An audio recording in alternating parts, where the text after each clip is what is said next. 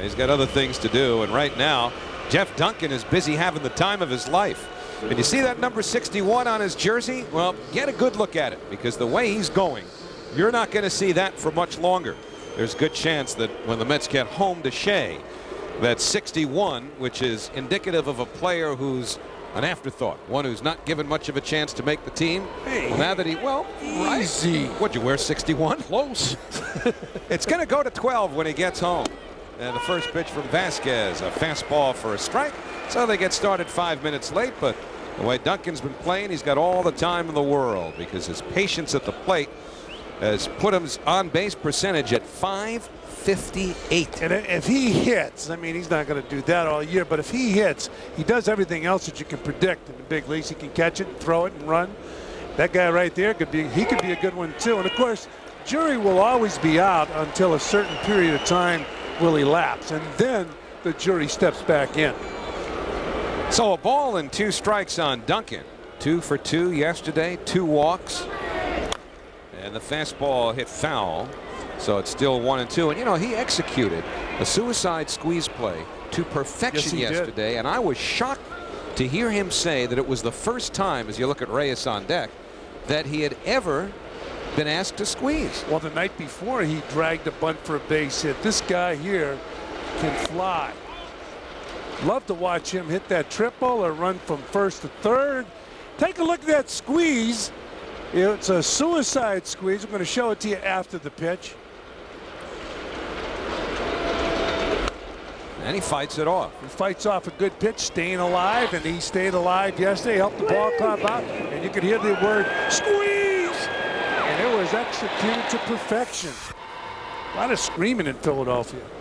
Mostly by happy people in the Mets dugout as they scored some runs and won 2 in a row. And that's pulled foul. So Duncan continues a long at bat. That's been his trademark. He's been able to foul tough pitches off, take close ones, and that's how you get on base as often as he has. Already walked 11 times, 32 official at bats. Well, you mentioned Backman and Dykstra, and you also mentioned it's too early to compare the two, but they certainly bring some excitement to this club. Duncan and Reyes like Backman and Dykstra. And you know, there's one of those tough pitches that he laid off of, and now the count's full. And he should get a fastball here, so Duncan really in the driver's seat as they're going to go inside. And it's in there for a called strike 3. That's a nasty pitch. 3-2 fastball that he ran back out over the plate. This will freeze you. Great ball movement. So Vazquez wins the duel as he strikes out Duncan. 1 out, nobody on for Jose Reyes. Yeah, that was good pitching by Vazquez. Good pitch. Got that ball to run back over the plate. Reyes with a couple of hits yesterday has the average back over 250. They'll watch for the bunt at third as Edwards Guzman was creeping in as Reyes took strike 1. You see Guzman drifting back even with a bag for now. That's where the first baseman Wilkerson is as well. Guzman will come in a couple of steps on the delivery, which is popped up by Reyes, and so an 0-2 count. Vazquez this season has to be somewhat of a disappointment because of his record. That 7-6 record. His ERA is respectable at 3.75. But they're expecting Vazquez to flirt with the 20-win mark. Look at that target. They're trying to run that ball. They're trying to start it inside and run it back out over the inside part of the plate, and they did it to Duncan. Yeah, same pitch there. So now it's a ball and 2 strikes. This time the fastball goes away. Well, and it's 2-2. He's got great ball movement to the first 2 hitters. Vazquez turns 27 years of age on Friday. Ran it in, but too far, and once again a full count. Now, it might not sound like it means much in the first inning, but when you draw as many full counts as Duncan has done, and now Reyes is doing, forces Frank Robinson to start thinking, how far will this pitcher go? Because that pitch count elevates, put pitches in the bank early. But this one should be easy for Chavez. Now 15 pitches for 2 batters, but you know what? That last pitch was hittable by Reyes. The other pitches were very, very tough. That was probably the only hittable pitch that those 2 hitters got. take a look at that last pitch, and it runs out over the plate, and Reyes gets under it, and he knows that's a pitch he should have handled. So Vazquez gets the first two, and now Jason Phillips on a 10-game hitting streak. He's at .378 over his last 31 games. Pretty good body of work. You know, it's interesting to watch Phillips swing the bat. He looks strong every game, whereas when you look at Vance Wilson, occasionally, like yesterday, he had a lethargic swing because of catching every day. So it had to help Jason Phillips to play some first base and stay strong. Although it seemed like everybody was struggling with that weather in Philadelphia yesterday, including the umpires. Home plate up, Paul Emmel had to leave the game dehydrated. That's what happens when you play a 4-hour game with the heat radiating off the artificial surface. Nice slider. And it's 1-2. If you're sitting in the dugout and watching this first inning, you're saying, boy, I hope I don't have to hit against this guy. Here's that breaking ball. Phillips way out in front, swinging right over the top. So now the count is 1 ball and 2 strikes. Mike Kalani and Mike Herbst, assistant trainer, making sure everybody's feeling okay. It's always nice to have somebody ask you how you're feeling. Just an assumption, I guess. Oh, boy. He's running that fastball inside the lefties and righties. If he continues this whole game with this type of stuff, that movement on that fastball and his good breaking ball, it's going to be a long night. 2-2 pitch. And the breaking ball, so another full count. So who knows, maybe Vazquez gets out of this inning 1-2-3, but it will have cost him a lot of pitches, which sometimes will come home to roost in the middle innings of a ball game. As Cliff Floyd waits on deck.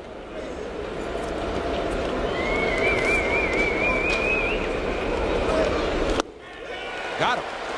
So he strikes out 2. He gets the Mets in order, but Vazquez needed more than 20 pitches to do it. Middle of the first inning here at Olympic Stadium. The Mets nothing, and the Expos are coming up.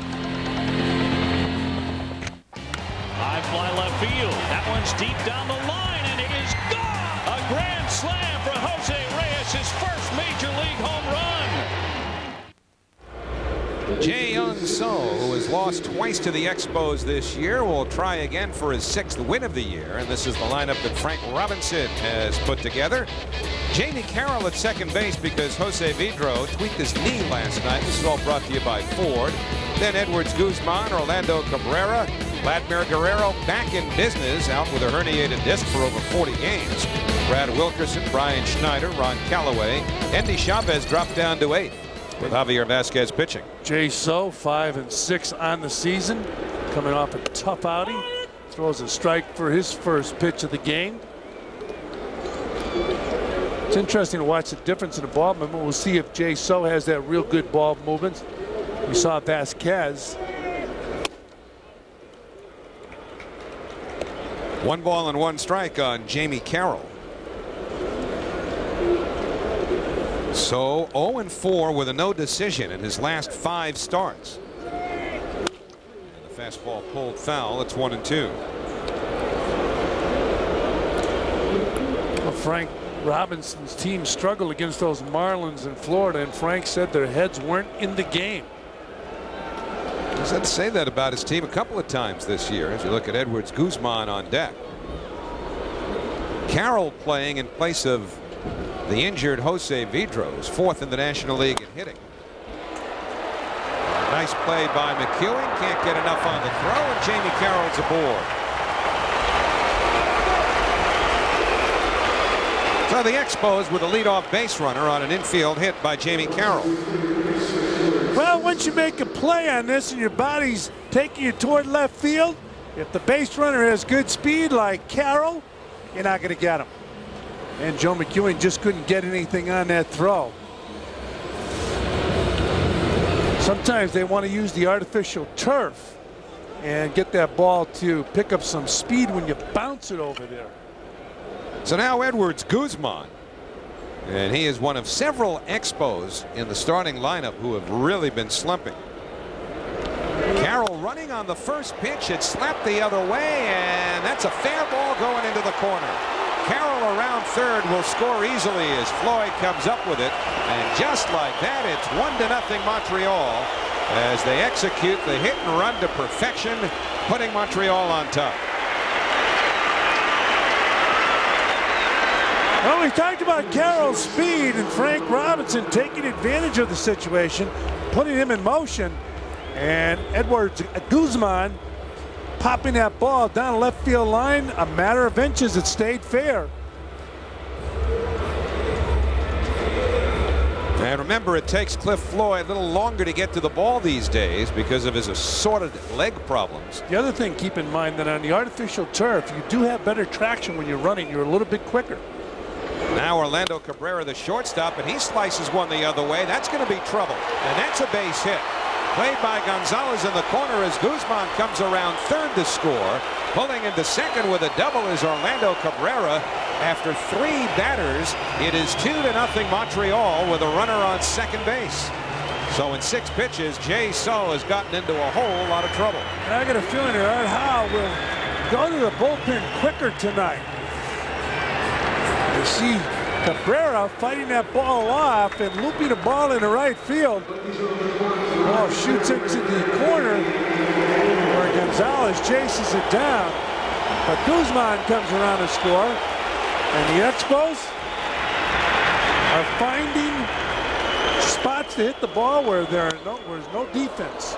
Vladimir Guerrero fouls the first pitch back, 0-1. Got back in the Expos lineup on Monday for the first time since June 4th because of a herniated disc in his back. He's missed 48 games this season. Guerrero leading from second. What happens to Guerrero's first game back? He gets plunked with a pitch. Inside to Vladimir, 1 ball and 1 strike. This is his walk year, which means that he is eligible for free agency at the end of the year. Of course, everybody is asking up here, will the Mets pursue Vladimir Guerrero? I've got to believe the Montreal Expos are going to try to sign him. Well, that's an interesting call because technically it's up to Major League Baseball. They own the team for the time being. They set the budget. And if you're Omar Minaya, the general manager, got to find a way to keep whatever you'd have to pay Guerrero within the confines of that league mandated budget. I think they're going to end up in Puerto Rico next year as a test for the whole season. 2 balls and 1 strike on Vladimir Guerrero. Hit way up into the air. Jeff Duncan calls off Gonzalez. Cabrera tags, but that's way too short a fly ball for him to even think about advancing. So Guerrero flies out to center for the first out. You know, he came back from that herniated disc problem, and it has not affected his big swing. Watch this rip. Think about this, a herniated disc, and he has the same swing, and he's very upset at popping that ball up. That's a great shot from our center field camera on the expression on Vladimir Guerrero's face. Now Brad Wilkerson, the first baseman, another one of those slumping Expos hitters, just 12 for his last 68, covering what he's done during the month of July. And of course, Vladimir Guerrero still looking for his timing. You know, that's a problem for Mike Piazza also when he comes back, and he probably won't make it back till September. He's really going to be going through spring training for a month. I talked to him before the game when he was swinging down in the batting cage, and, you know, asked him how he felt. He said it doesn't feel that bad, but you could tell he's a while off. He was swinging gingerly and wasn't able to drive the ball. And we talked about the thought of going through spring training again. 1-2. Well, Mike says in the aftermath of his batting practice session tonight, as you look at Wilkerson swing through this pitch, that he's hoping to start a rehab assignment in about 2 weeks. Now that may be optimistic. That's aggressive. But yeah, that's his goal right now. Right here, 1-2 to Wilkerson. Cabrera leads from second, and it's ripped into center. Duncan up with it. Cabrera being waved home. Duncan will not make a throw. And it is 3-0 Montreal. 50th run batted in of the year for Brad Wilkerson. You know, sometimes you can tell when a pitcher goes to that mound what's transpiring when you're watching it, and you want to get a pitcher up in a bullpen quickly, but you also got to think of Jay Seo, who you're trying to develop into a major league pitcher. Here's that ball, and it was hit hard in the center field off the bat of Brad Wilkerson, who was runner-up in the Rookie of the Year voting last year. And the ball shoots out there and almost handcuffed Duncan as Cabrera comes around to score. 3-0, 1 out, first inning. They really are slumping, the Montreal EXPOS batters. But you wouldn't know it by what they've done in the first inning. Here's Brian Schneider, who is just 2 for his last 14. Well, one thing about Art Howe and his bullpen tonight, he's going to want to stay out of there as long as possible because he's gone there so often over the last few games. That's hit the other way, and weakly Floyd decoys, but ball drops in. So now digging for third is Wilkerson as Schneider goes to second. Well, Cliff Floyd did not get a good break on that ball. Realized he wasn't going to catch it. Reyes could not get out there, so the only thing Floyd could do was throw up a decoy.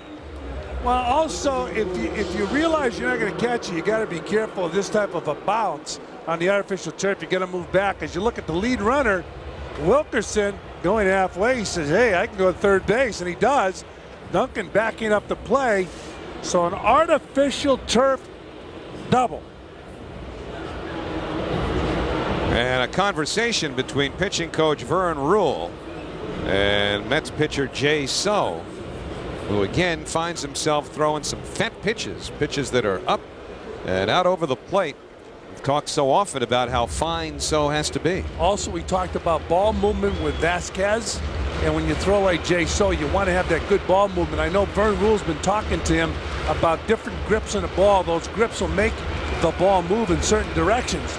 But if you compare the movement of the two pitchers tonight, you'll see Vazquez's movement much better and sharper so far, and it's only the first inning, than Jay Seo. But now Ron Calloway, the 7th man to bat with runners at second and third. Art Howe is going to bring his infield in.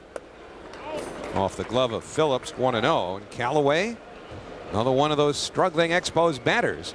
Just 4 for his last 32. And almost straight through the batting order. You got guys who have not hit, but they're having fun in the first inning here with 3 runs on 5 hits. When the EXPOS were in New York, Calloway was tearing it up.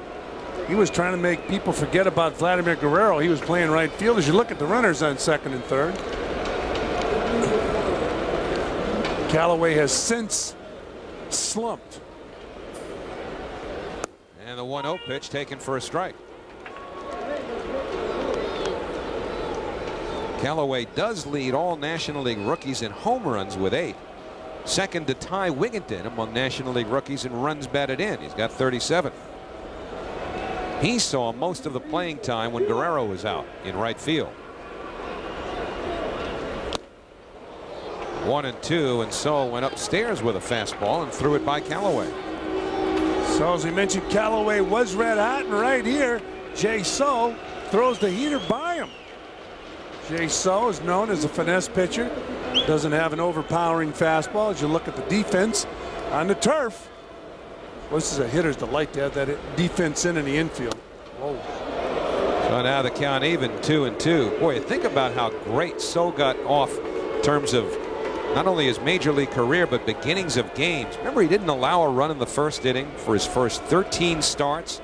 Well, over his last 5 starts, just before this one, he's given up 11 first inning runs, and now it's 14 over his last 6. And you could add some numbers there. In comes Wilkerson.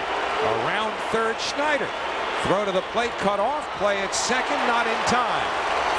5-0 Montreal.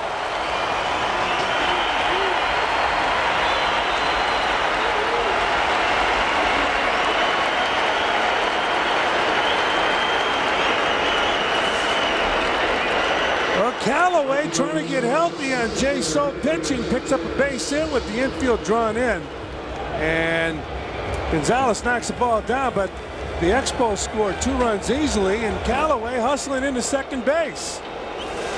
And still no one throwing in the Mets bullpen, and that's somewhat understandable as that ball is sliced the other way, but right at Floyd. So Endy Chavez is flying out for the second out. Consider yesterday in that 4-hour game in Philadelphia, Art Howe had to use 6 pitchers. Then on Monday night, he had to use 4. And remember, he had to go through a parade of relievers on Sunday in Atlanta. So David Weathers, who didn't pitch yesterday, would certainly be available, but not going to use Weathers in the first or second inning. The long man is Pedro Feliciano, and Feliciano last pitched on Sunday, so he would certainly be available. That's on the outside corner, strike 1, but once you get past your long man, there's just really not a whole lot of rested people out there in the Mets bullpen. So even with Calloway at second and 2 men out and 5 runs in, Art Howe needs innings out of Jay So. And he's ahead of the pitcher Vazquez, 0-2.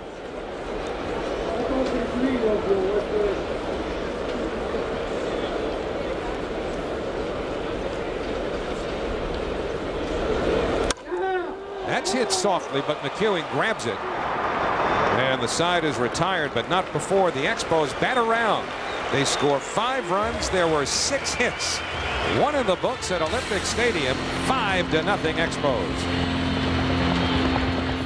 MSG delivers New York sports news on MSG Sports Desk. Scores, highlights, and exclusives, focusing on the teams and stories that matter most to our town. MSG Sports Desk, presented by Toyota. Tonight only on MSG Network. This is our town. Tonight at 10:30, make sure to tune in for a pretty important issue of Angles, presented by Beck's. Now, if you've taken one of those protein powders, or if you have you ever imagined exactly what was in them? And have you thought perhaps there was more than you realized? Well, tonight, check out the story of an NFL player who did just that, and now he's suspended.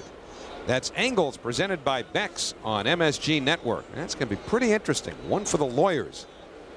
Jay So in a skull session with Vern Rule after a very difficult first inning for the Mets starter as Cliff Floyd, former Expo, takes ball 1.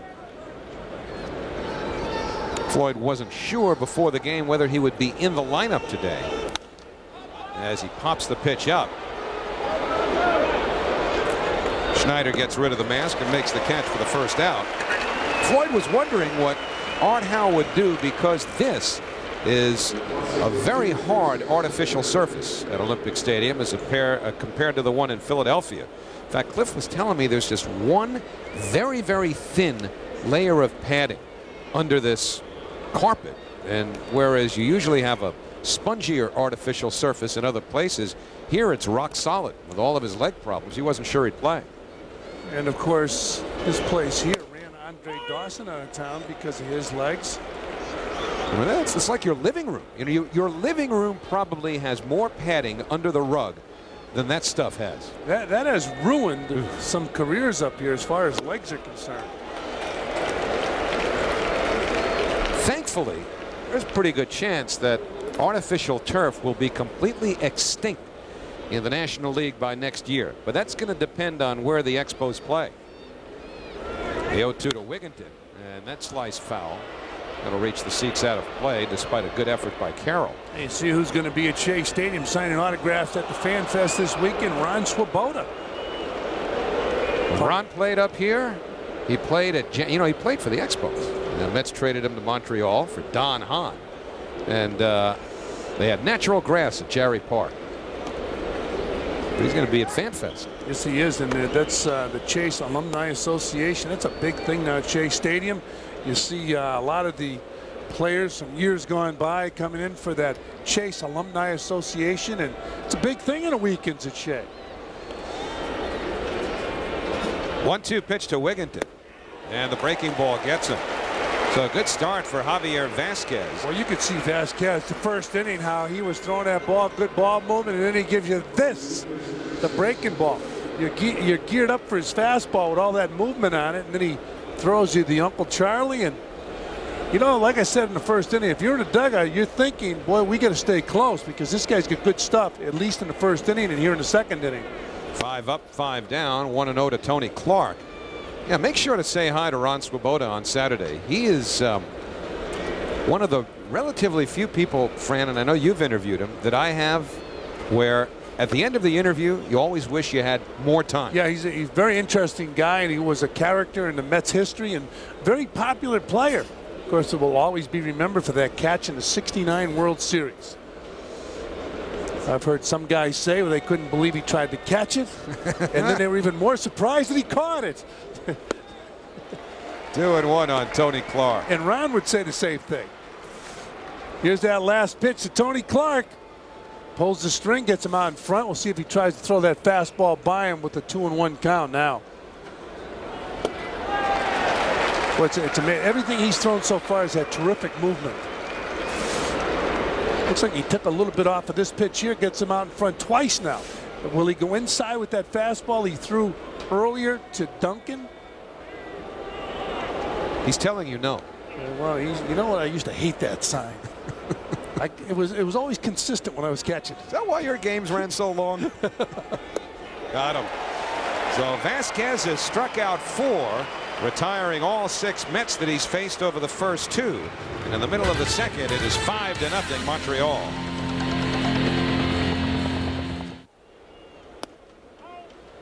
Jamie Carroll takes up and in for ball 1 as we start the home second here at Olympic Stadium.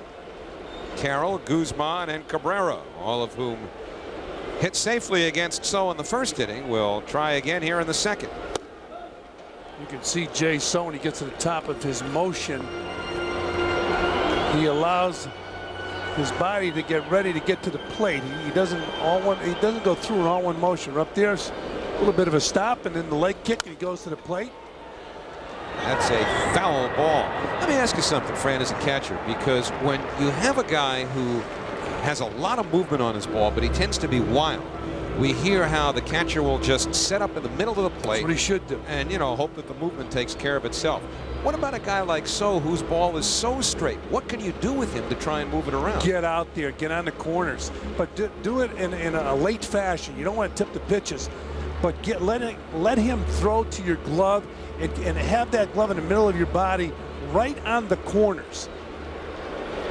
You see Vance Wilson's going to give the sign now, but you want him to have that pinpoint control. Right over the hard plate. That's usually a over-the-top curveball. You never see, or you rarely see, as he strikes out Carroll, you never see the catcher give that type of target for a curveball on the corner of the plate. It's usually you want a big piece of the plate and watch the break in that ball. And you know what? Carroll should have complained. That might have been off the plate. But when usually a catcher, when he gives that sign for over-the-top curveball, when he sets up, he wants to give the pitcher a good shot of home plate rather than the corner, because it's difficult to control it. 1-0 to Edwards. Guzman doubled in a run his first time up. That's different, the fastball. But you have to be careful, because if you have some guys sitting in the dugout watching you move on the fastball, there's the fastball, there's the target outside part of the plate.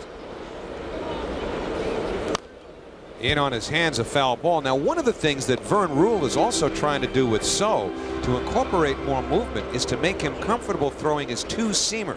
That's the pitch that Greg Maddux has had so much success with, that Rick Reed has so much success with. And you get more movement with the 2-seamer as opposed to the 4-seam fastball. 4-seam fastball has a truer carry. A guy like Nolan Ryan had it, but Nolan Ryan's true carry was fast. Different pitchers. It depends on how hard they throw, how many times you want to throw that 4-seamer. The 2-seamer is the one you get the good movement. Now it's his changeup down and away, and now the count is full on Edwards Guzman. Movement is all about grips on the ball and the arm angle. You can teach somebody to throw a sinker if they want to release that ball at 1 o'clock. And now there are 2 men away, so 2 straight strikeouts to start the second inning. Take a look at it again, and the ball is down and out of the strike zone, so it clearly fooled Guzman. Tonight's game is available in SAP. Buddies Juan Alicea and Billy Baroa. You don't really know those guys, do you? Absolutely. Known them for years. They've been around Shea for many, many years. They do a great job. Orlando Cabrera doubled in a run and takes a breaking ball for a strike. It's 0-1.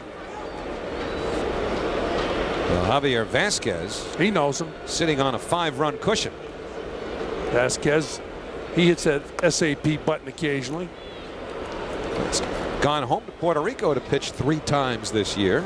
That's why I think eventually, not because of him, but I think the Expos will test next season all their games in Puerto Rico. Just a guess. What do you think? Well, I think they're going to play probably next season in Puerto Rico, but I don't think it's going to be as a test to see if it can work on a full-time basis. I think they're going somewhere else. I think they're going to test the market. You think they're going to land in Puerto Rico permanently? Well, I don't know, but I think if they go down there for a whole season, all of a sudden they start to draw real well. Baseball wants to expand internationally. And now Cabrera is 2 for 2 as he rips one into center. Bill Webb just checked in with the stadium's too small, but eventually, if the test is a success, I'm sure somebody will build one down there. Cabrera would like to play down there. He'll hit a lot of line drives. Boy, Cabrera having another solid season with the Expos. Let's not kid ourselves. Follow the money. Where they can get the most money for the franchise, that's where it's going. Don't you think? That's what I think. That's anyway. a valid point. It's a valid point. But you know how baseball really wants to move outside the borders? Pardon me? I agree with you. I've heard that.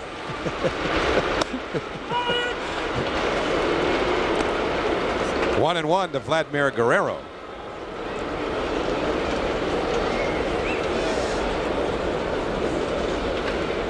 Cabrera with a medium-sized lead from first, and the fastball for a strike. So it's 1-2 on Guerrero.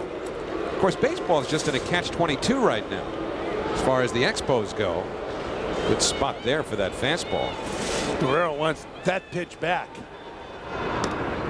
But you know, cities like Washington, D.C. and places in Northern Virginia, Portland, Oregon, they've been told by Major League Baseball, build us a stadium, we'll sell you the team. Why would you go to Washington? They never drew in the past. Broken bat. Reyes avoids the bat but makes a low throw, and everybody's safe. Cabrera will go to third. Now, I'm not sure how much the head of that bat flying out towards Reyes had to do with the throw, because he fielded the ball cleanly. Got to give him an error. Take a look at it again. Reyes eats this ball up. And right there, double pumped and threw a low throw to Clark at first base. And Tony Clark unable to come up with it. Cabrera hustling down to second base in a casual fashion. So it goes as an error on Jose Reyes. 9th error that Jose has made since coming up to the big leagues. 0-1 to Brad Wilkerson. 2 outs here in the bottom of the second. 5-0 Montreal. 1 ball and 1 strike. So Cabrera's at third with Guerrero at first.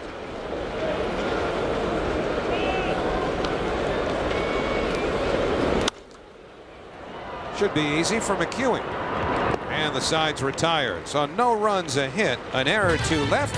We head to the third. It's 5-0 Expos. Javier Vazquez has retired the first 6 Mets that he's faced. And he'll look at the bottom third of the Mets order, which means Weong Seo is sitting right there in the hole, because he will bat third in the inning. Raul Gonzalez and then Joe McEwing. Red Barber always talked about that hole. He said so-and-so is on deck and so-and-so is down in the hole. The old redhead. A lot of phrases that he conjured up. Foul back to the screen. 1-1. He wrote a book late in his life called The Broadcasters, and within that book was sort of a manual. Not so much on how to announce a baseball game or a sporting event, but things in terms of preparation that an announcer must do. Let me tell you, he left nothing to the imagination. He had you asking for the pass to go to the bathroom. 1-1 pitch to Gonzalez into left field. Easy for Calloway. 1 man out. So 7 in a row, retired by Vazquez. New York Mets baseball is brought to you in part by Nissan and your Nissan dealer. By MetLife. Have you MetLife today? And by Ford. Visit your tri-state quality Ford store with the best-selling vehicles in America. 5-0 Expos with 1 out of the third. Here's Joe McEwing, who had a big series in his hometown Philadelphia, taking ball 1. And I mean, Red was concerned with a broadcaster's diet. And he told you, do not eat too much or too little before a game. He said, it's ripped on one hop to Cabrera. And he throws out McEwen, 2 outs. What did Bill Webb just say? I couldn't hear him. That was something about what happens when you're a fighter. No, Bill's get the run. We're talking broadcasting now. The old redhead. A full or an empty stomach is no way to broadcast a game, young man, wrote Mr. Barber. I've seen some overweight announcers, so they're not going by those guide They rules. didn't read the book. No. Jay So takes a fastball. In fact, I don't ever see you pushing yourself away from the table. Yeah, well, I read the book, but I had disagreements with certain points. Got to maintain your own theories. Up. 1-1. When in doubt, chew. That's exactly right. I think it's a very important, you important part of a baseball game. Go out to Shea Stadium, get yourself some ice cream, cotton candy, hot dog, anything you want. A full stomach is a happy stomach. That's right. Look at that. A little cheese. Yeah, the old redhead might not have gone along with that one. The old redhead. But that's why he's sitting in the seats. So Javier Vazquez has retired the Mets in order. And from here, the Catbirds seed, it is 5-0. For 40 years, 2 men have called the shots at Shea. These living legends have garnered plaudits, plates, and plaques, and now the highest of honors, their own bobble. They grace the booths. Now Ralph and Bob will bobble for you. On Sunday, July 27th, the first 35,000 adults 13 and over will grab a double bobble courtesy of Toyota. For tickets, call 718-507-TIXX or log on to Mets.com.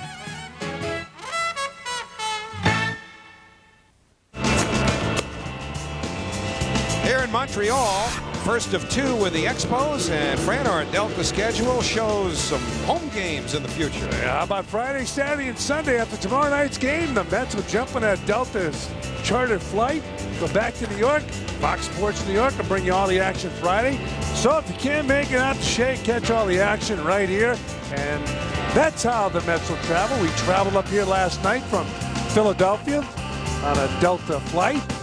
So that'll be Mets baseball at Shea Stadium over the weekend. Ron Swoboda will be signing autographs at the Fan Fest. Brian Schneider takes a strike, 0-1. Come out and see young players. Duncan, Reyes, Wigginton.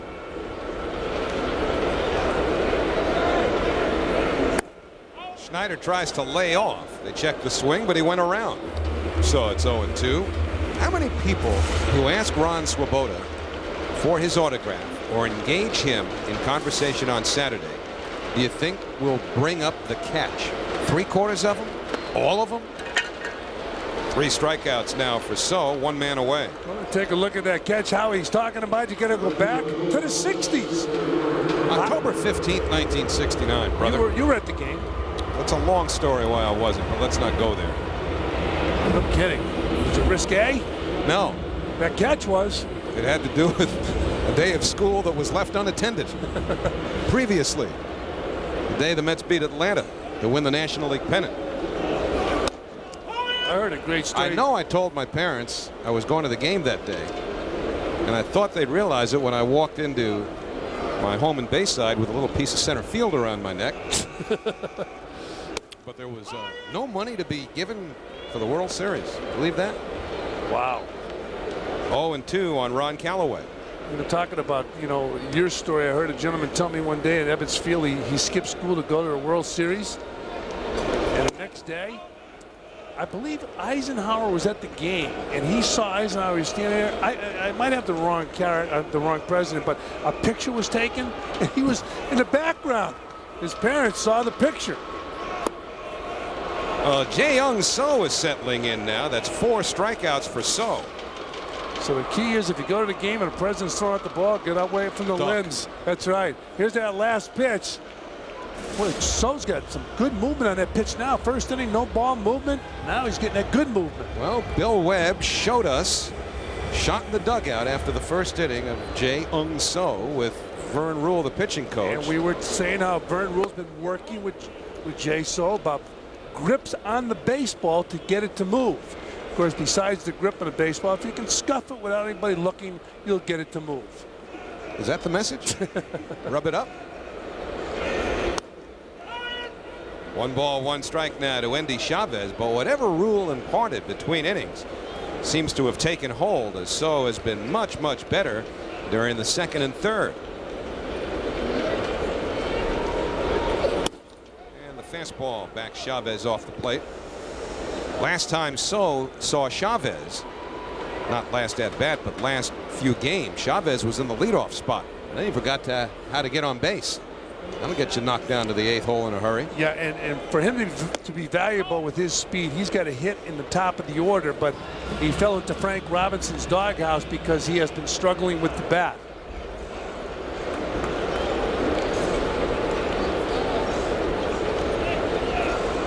It'll be a 3-1 pitch to Endy Chavez. And it's fouled away.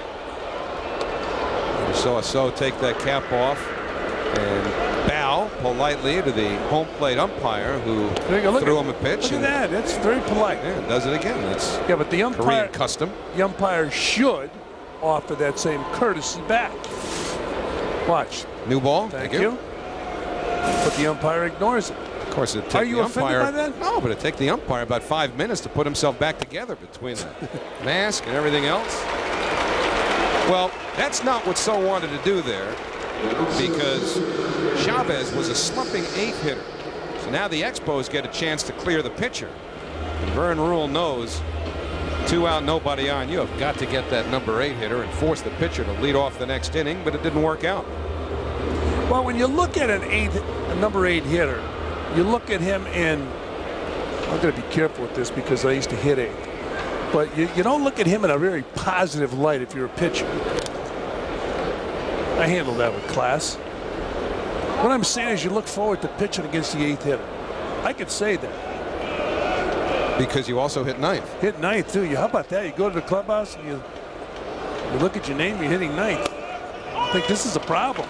You know, during interleague play this year, count 0-1 here to Vazquez, your old manager, Jack McKeon, a couple of times used his designated hitter in the 9th slot in the batting order. I did that for Jack the first time he used me as a DH. Vazquez hits it into the air, and it's easy for Jeff Duncan. And Jeff puts it away. He'll lead off the 4th inning with the Mets looking to get something going. Still 5-0 Expos. Thursday on MSG, get an exclusive inside look at the New York Mets with the latest updates, player interviews, and in-depth analysis. It's Mets Inside Pitch, Thursday night at 6 on MSG Network. This is our town.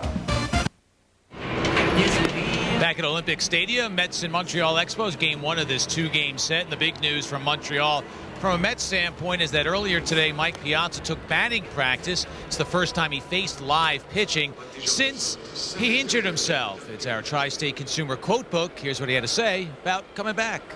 Well, it's been a really a tough process. I mean, it's been very frustrating, and just in light of everything, I mean, you feel that till you're done playing, you belong on the field, So, but I've done the best I can. I feel like I'm in great shape. I mean, obviously physically, but I still now baseball-wise is something I have to come back, and it's going to take time. I mean, anytime, even when you come back to play, it's still a tough thing to get that timing back. So, I'm not going to go out and predict immediate, results or anything like that. So it's just a touch and go thing. And Howie and Fran, I think everyone understands it is a one-step-at-a-time process for Piazza. He will be back sometime this season, and considering the fact that it's a baseball injury that no one's ever suffered before, that's ahead of schedule. But the fact of the matter is it'll be slow, steady steps, and you have to figure it's at least a month before he'll be back in a Mets uniform. Back upstairs to you guys. All right, Matty, and that will include a rehab stint at AAA. And as we go to the 4th inning, Professor Healy. Thank you very much, sir. Jeff Duncan just fouled it off, so it's 0-2 on Duncan. Here's Mike Piazza hitting in the batting cage before the ball game, and I had an opportunity to ask him how he felt. He said he felt pretty good. He said he felt pretty good, and we discussed the situation as far as going through spring training again. My feeling, Howie, is it's going to be somewhat of a dilemma for him because he's not going to come back on fire. Nobody does, as you look at Reyes on deck. So he's 34 years old, and if you struggle for a few weeks and you end the season on a negative note, then you have to deal with that all winter long. As Duncan takes up high, 2-2, and as you know, this game is so much mental. You want to end the season on a positive note. So Mike's, when he's ready, he's got to be 100%. It's inside to Duncan, 3-2. His first few swings, he hit the ball over by the Montreal dugout. I thought, you know what, he's still nursing this problem. Can you tell by his swing if he's favoring the area that he hurt? Well, well, Duncan just picks up a base hit to right field. So he continues to get on base for the Mets. It's the 4th inning, nobody out, 5-zip. The Mets trail the Expos. I think what's going to happen. Well, Duncan had run to his 2nd full count of the game. He got caught looking at an inside fastball first time, but 2nd at bat, jumps on one. There you go. He's been up twice, been on base once. And his on base percentage still over 500. Got a nice swing, just drops the head of the bat on that ball. Doesn't overswing. Swung on and missed by Jose Reyes. You know, looking at Duncan, you got to feel that as he gets more confident, a nice swing. He's big and he's strong. Right now, you consider him a setup man, an on-base guy setting the table. But as he goes along and he gets confident with that swing, he might hit for some power. 5-game hitting streak now. And Reyes picks up a base hit. So we featured these guys in the Open tonight. We featured them in Philadelphia yesterday, and they continue to impress. So Reyes now 1 for 2, and Jeff Duncan knows all about the arm of the guy in right field. So as Jose turns on that pitch, shooting it right past the diving Carroll. Duncan this time looked, as opposed to yesterday when he allowed himself to be hit by a batted ball. Winds up at 2nd base. That's a pitch right there. Reyes will handle it. You see what's open? He's off the plate and he's really opened up. And Phillips hits a fly ball to left field. That's a can of corn for Calloway. The runners hold their positions. 1 down. How about Reyes swinging that bat? Teams want to pitch him away because of the way he's swinging the bat right now. On the replay, you could see him open up. And they want to make him hit that ball that's in the middle of the plate out. The ball that Reyes just picked up a base hit was in his zone. Well, this guy needs to get one in his zone. Mets got to get 3 runs on the board and get back in his ball game. They have 2 hits, both of the hits coming this inning. Cliff Floyd, the batter, 1 out, top of the 4th inning. Mets coming off a 2-game sweep of the Phillies in Philadelphia after losing 4 straight in Atlanta to the Braves. And Floyd takes inside. Duncan, Reyes. Got a chance of hearing that a lot over the next few years. Starting to get used to seeing them on base together. With real good speed.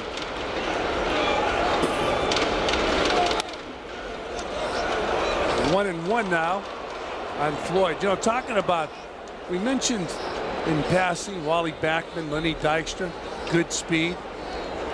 We saw Wigginton on deck. The 2 guys on the bases right now would probably beat in a foot race, Lenny and Wally. Oh yeah, I think they would. It'd be interesting to see these 2 guys race. Jim Duquette the other day said that he felt that Reyes would beat Duncan in a foot race. Well, I figure a 100-yard dash with Duncan's long legs and those long strides would be tough to beat. But Jim Duquette has studied these guys. He has seen them in the minor leagues many times. In fact, rumor has it a number of executives from the Mets have been traveling around the minor leagues, checking out the young players. Gary Carter, who's going into the Hall of Fame this weekend, was raving about some of the players in the Mets minor league system. Well, however they turn out, the minor leagues represent the lifeblood of any organization, and it's a good thing for any team to spend a lot of time in the minor leagues looking and assessing and taking inventory, and fattening their inventory, which is what the Mets are doing. Might see Garcia up here shortly. Whoa, that ball's tattooed to right field, and that is off the top of the wall. Duncan will score. Reyes to third. Floyd in the second, but he's caught.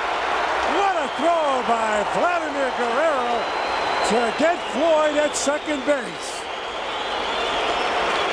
When you test them, you're taking a big chance.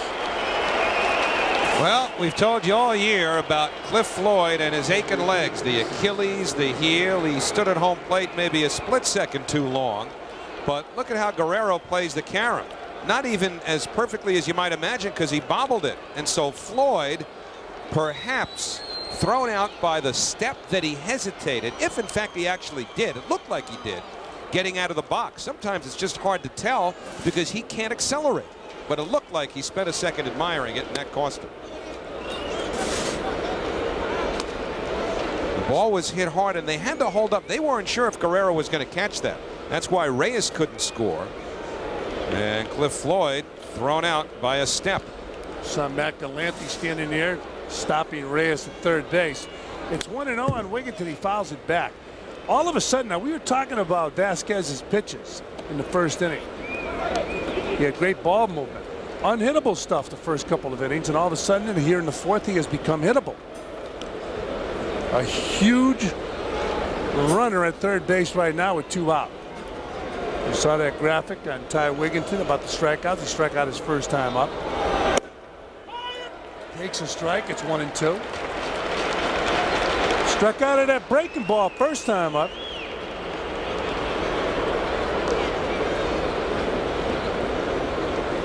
Wigginton with 27 walks. 7 stolen bases this year. He's got 7 home runs and 6 triples as you look at Reyes on third. That's the important part of a catcher right there. Runner on third, you got to keep the ball in front of you. And Schneider did it. The pitcher has to have confidence that he can bounce that ball and you'll keep it in front of him. Keep it in front of yourself with a runner on third. Count is even up on Wigginton with 2 out here in the fourth inning. Reyes with the leadoff third.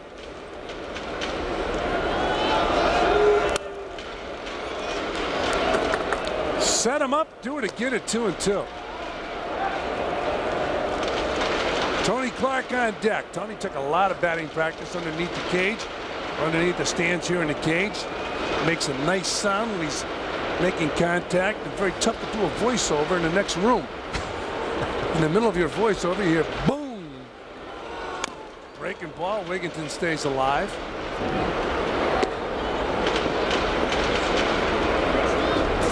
Wonder if Ty wants this pitch back. Had to reach a bit for it, but it was up. Talked earlier about how Vazquez, when he's been successful, he's been down and moving the ball around, but once he gets up in the strike zone, as with most pitchers, he's looking for trouble.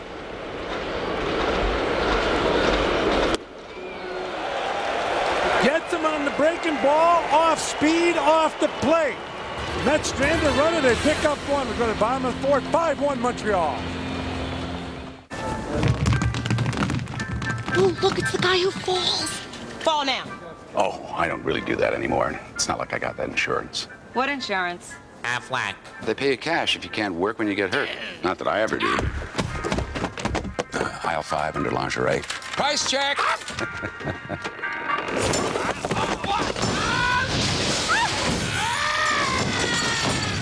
Aflac. Ask about it at work. Aflac.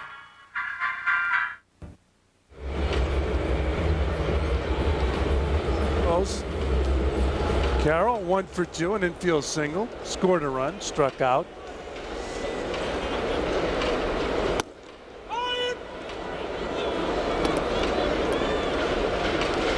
Oh and 1 on Carroll.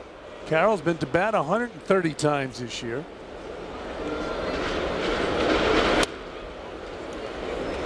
Just tuned in, 5-1. Expos scored all 5 in the first. That scored 1 in the top of the fourth. Jay So, since the first inning, has calmed down. I'm always fascinated. Of course, it depends on temperament, and I guess you relate to everybody with your own temperament. I'm always fascinated how a pitcher can get hit that hard and yet keep his composure and go back out there. Line drive right field. And Gonzalez makes the grab, 1 down. Take a look at our Aflac trivia question. Listen to Gilbert.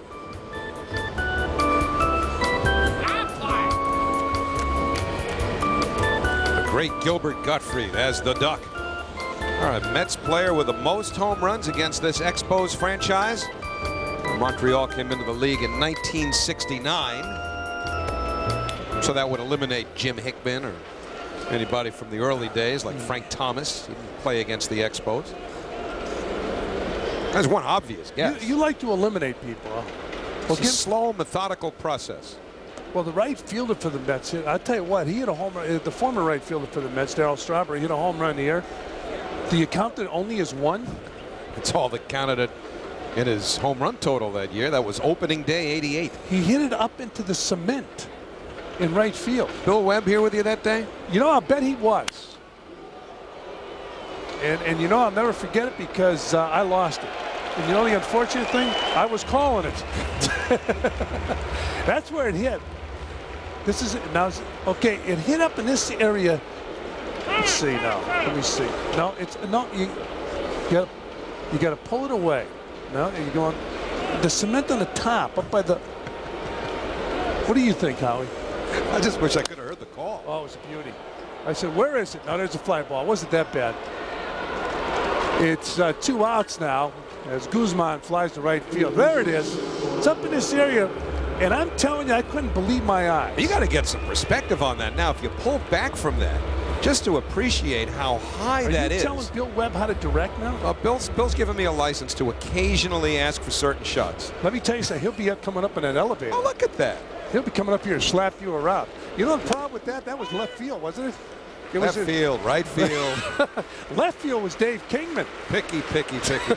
Pat Paulson used to say. Obviously, Bill was here, but you know what? He's starting to lose it. Orlando Cabrera takes down low. So I guess I wasn't the only one that lost it. 1 ball and 1 strike on Orlando Cabrera. Fouled off. You want a pretty good trivia question? Go ahead. Who's the pitcher who gave up that long home run to Darryl Strawberry? I'll give you a hint. He's in the building. There's right field, all right? See, Bill Webb's redeemed himself. That is right field, but he was with us that day. He was confused when I called it, I guess. Ground ball to third. Scored 5-3. And that'll do it for the Expos. They go jiggly here to 4th. Stay with us. It's 5-1. The nation's top critics have gotten on board for the must-see movie of the year. From producer Jerry Bruckheimer and director Gore Verbinski comes the summer's best movie. Come here, boy. Pirates of the Caribbean. Rated PG-13. Now playing. Now back here at the Big O in Montreal with a group of people on hand. Take it, Gilbert. Got to say quack. Well, we're guessing Darryl Strawberry. All right? And it was highlighted by the opening day home run in 1988. Let's forget it. That Fran is still looking for. Well, you know, I had it all the way until it got into the cement. As Tony Clark takes a strike. But here's my trivia question now. Who was the pitcher who gave up that home run? He is in the building tonight. In fact, he's in one of the dugouts. Let us think about it. All right. Swung on and missed. Give us the initial to his first name. That'd be an R. Okay, give us the initial to his last name. That would be an S. Give us a couple more initials. How about his middle name? Give me an A. No, he is. I'll tell you what. Here's another hint. If Javier Vazquez gets into trouble somewhere along the way, you will see this person in all likelihood make a personal appearance. So he probably is a pitching coach. Well, you can't slip anything past you.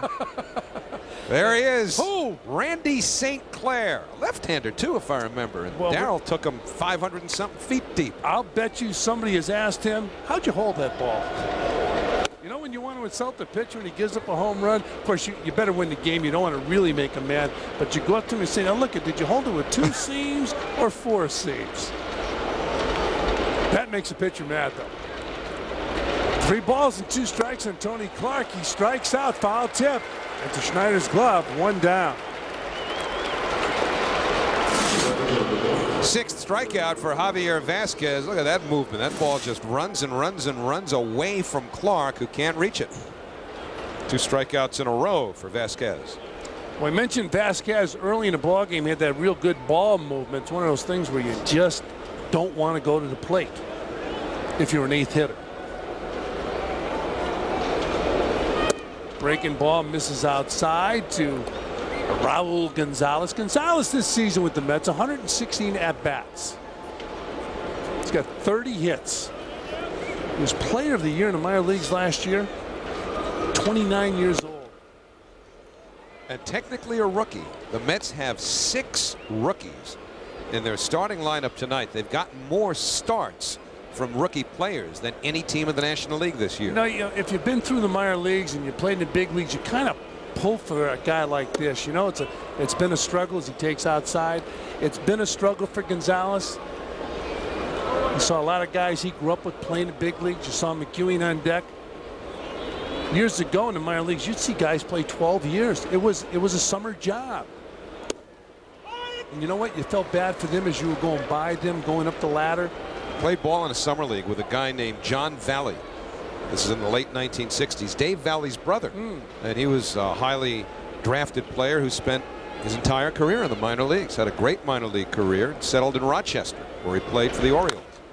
Gonzalez pulls it to third. Guzman doesn't get him because the first baseman, Brad Wilkerson, was pulled off the base by the throw. Should go as a hit. So Raul Gonzalez aboard. Guzman having to play a softly hit ball and throw it on the run across his body, and he just did throw it wide enough to pull Wilkerson off the bag. And so Gonzalez becomes only the 4th base runner for the Mets in this game. Hustling all the way, and he had to, because he would have been out with a good throw. Joe McEwing will be the batter. Joe's been working on, and right there is a good shot of him. He's not kicking that leg up as high. Just took a strike. Well, you kick that leg up too high, you got a big dilemma. You have to hit the way you feel comfortable. If you feel comfortable with the leg kick, go ahead and do it. But you are certainly opening up something that can hurt you. For example, the change. Ooh, look at that. That'll hurt you, the breaking ball. Well, he was saying after the game yesterday that when you don't play that much, the leg kick becomes a complicating factor in your swing because he uses it as a timing device. See Feliciano now, Pedro Feliciano, throwing in the bullpen with the pitcher due up next. And if you're not playing, it's hard to find your timing. And Joe McEwing taking that breaking ball again, so it's 1-2. Well, you see certain guys like a Mike Piazza, Barry Bonds. You know, they have that very short stride, short stroke. Other guys who are real good hitters, you see the high leg kick. So it's what you're comfortable doing. I think the biggest adjustment hitting instructors have had to make over the last 15 years is dealing with that leg kick, especially if you've never done it yourself.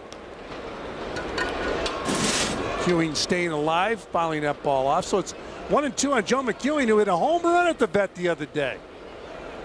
Great memory for Joe, who grew up in Pennsylvania.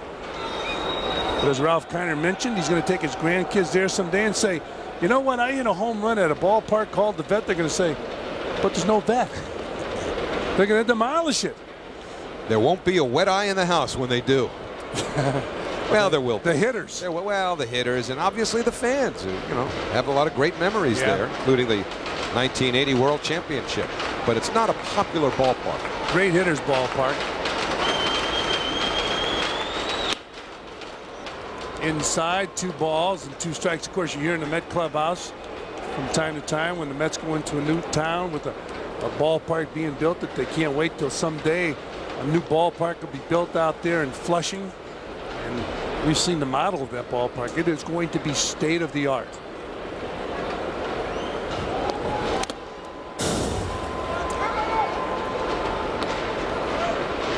Try it again, but Paul Schreiber, ouch. Driver the home plate up, gets his bell rung, but he's right back at it. There was an umpire, and I believe his name was Bill Clem, who umpired 16 years every game behind the plate. Here's a 2-2 pitch. One hopper to third. Nice play. They go around the horn. Score it 5, 4, 3, and a beauty. It's still 5-1 Expos. We'll be back. This summer, MSG Network is home to Manchester United as the most celebrated soccer team in the world kicks off their 2003 USA Tour against Celtic. Follow the Reds across America, beginning with Man U and Celtic, Thursday night at 8 on MSG.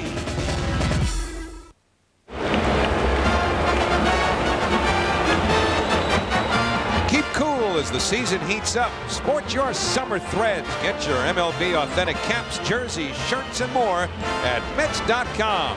The METS.com shop for all things baseball.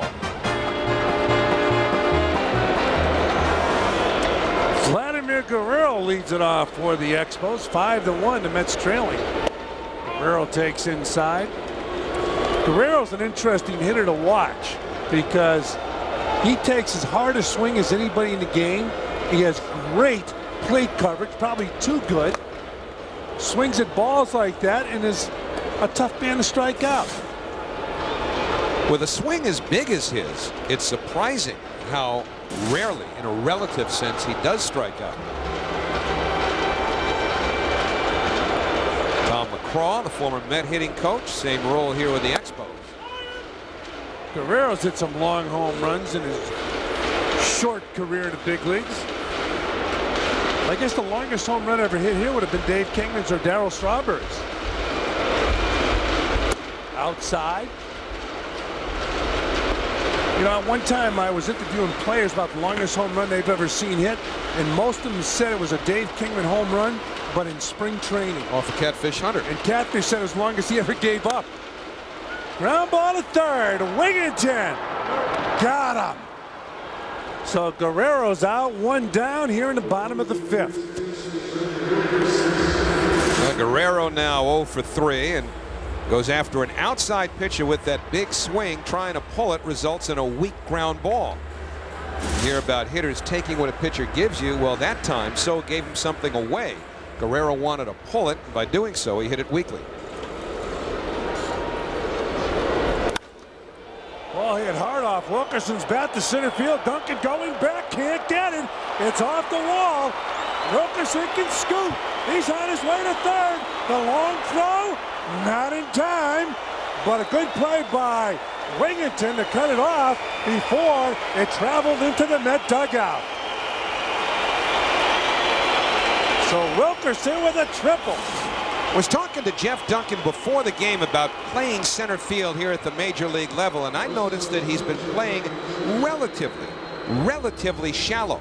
Well, he says he's very comfortable going back on balls, and although it's been a bit of an adjustment for him to play as shallow as he's been playing, I don't know that had he been playing deeper he would have been able to catch up to this, because Wilkerson hit it a long way. I mean, you're just not going to play Brad Wilkerson 390 some feet from home plate. Ball hit off the wall. Exactly. But for Jeff Duncan, playing shallow is something he's getting used to doing and has been doing fairly well. It's one man out. Jay So throws a strike to Brian Schneider, the Expo catcher. Schneider does the catching against right-handed pitching. He'll be followed by Ron Calloway. See the infield up. Popped up and out of play. Yeah, what a feeling it is for a hitter with an artificial turf when you look out there and the infield's in. If you don't hit a ball right at the infield, if you hit it with some mustard on it, it's going to go through. Unless you hit it right at the infield. I think the AstroTurf adds 15 points to your average. Inside, 1 and 2. And it can probably, from a defensive standpoint, take about 3 seasons off your career. Yes. Speaking of Andre Dawson, as we did earlier in the game, as an example. It's also a bit easier to play defense on artificial turf. Good pitching by So. Schneider's gone, 2 outs. Infield will move back. Big pitch for Jay So, his 5th strikeout of the game as he goes inside against the left-hand hitter Schneider, and he catches plenty of plate. And Brian Schneider cannot have an argument there. That was a good pitch by So that ran to the inside part of the plate and caught a pretty good chunk of it. So 2 men are out. Fouled out of play. No balls and 1 strike on Calloway. Calloway with 8 home runs. Mentioned earlier how when we saw him in New York, he was on fire. Wilkerson leads off third base. Calloway, it looks like he's on his heels right now. Takes outside. The only hitter I've ever seen who looked like he was on his heels and was proficient in swinging the bat, Willie McGee. When you get in the batter's box, the hitting instructors and those real good hitters will tell you, you got to be on the balls of your feet. Outside, 2-1.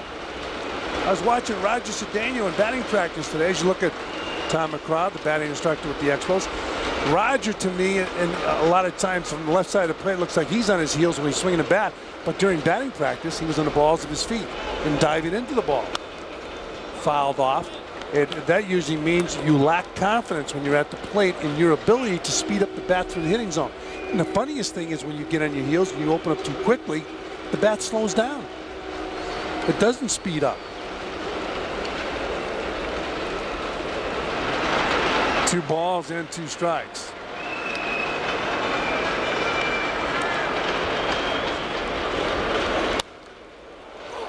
Popped up right field. Gonzalez. 3rd out. So pitches out of a jam. Good pitching by the right-hander. He gave up all 5 runs here in beautiful Montreal in the 1st.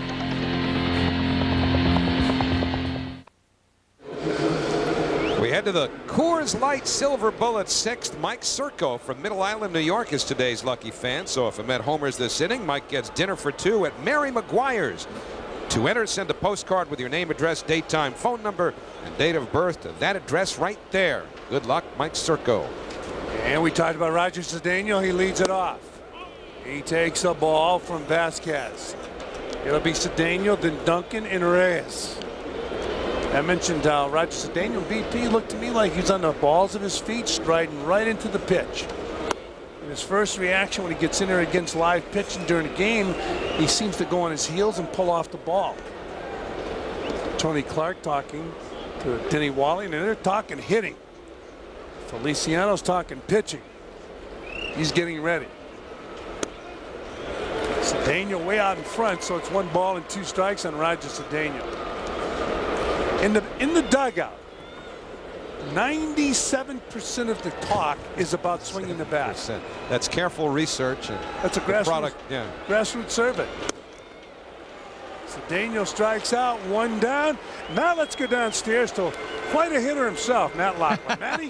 Well, Franny, I'm out here just above Gary Carter's number 8, which of course has been retired by the Montreal EXPOS, and on Sunday Carter will receive baseball's highest honor when he is inducted into the Hall of Fame. He will go in for the first time. An Expo will go in to the Hall of Fame. Now, of course, the Mets played a big part in his career, and he will be honored next Tuesday before the Mets game against Milwaukee. We will have a feature on the kid's career on Friday night's Geico Mets on Deck. It's all part of our lead into Gary Carter's induction on Sunday, and of course that's our Mohegan Mets moment.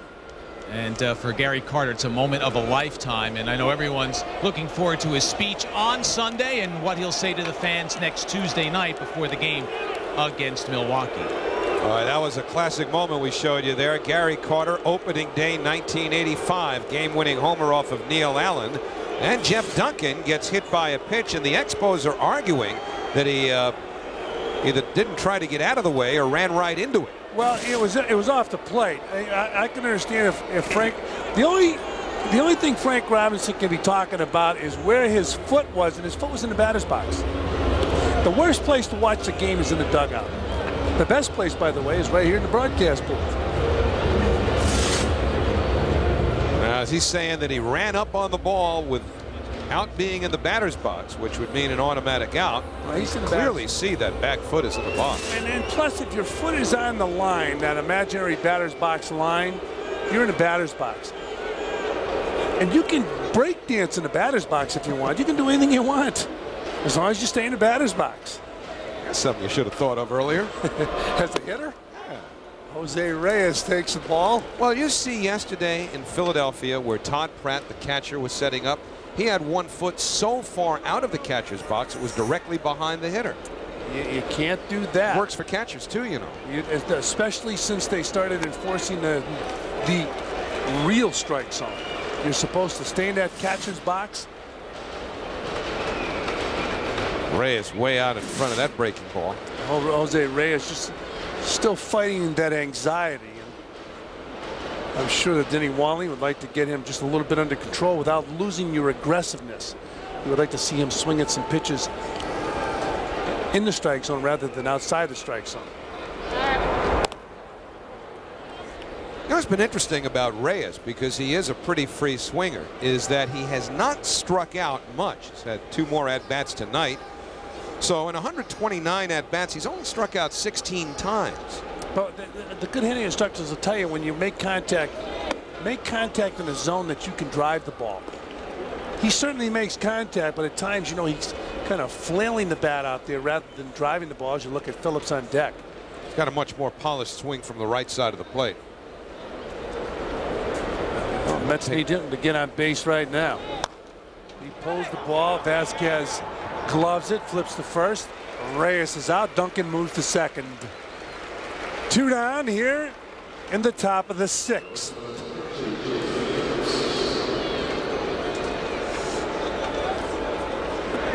Jay So is out of the ball game. With that in mind, we'll take a look at this, Howie. It's our OTB finishing line stats. Gave up 5 runs on 6 hits in the first inning. So he's certainly settled down, and boy, did the Mets ever need him to save the bullpen. Pedro Feliciano will come on in the bottom of the 6th. 2 men are out. Conference between a pitcher and a catcher. It's always an interesting discussion. Usually with a runner on second base, it's about the signs.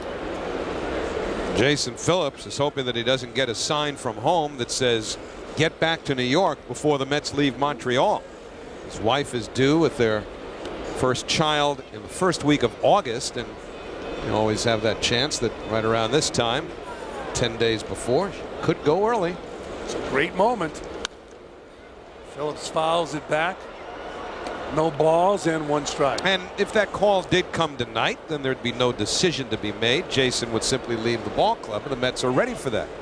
I remember when the Mets were in Philadelphia about 15 years ago, and Kevin McReynolds left the team for that exact same reason. It caused a huge controversy. Family is extremely important. Times were first changing then to where fathers were allowed in delivery rooms. That is a moment that you will not want to miss if you have the opportunity. Well, I wouldn't mind being there and looking at the wall. I don't think I could take it.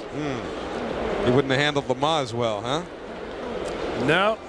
When they say to you, "You're the coach, you've got to do everything," your response would be, "Make me the general manager and I'll hire a coach." Let me explain something to you. If they told me that in front of my wife, she'd leave.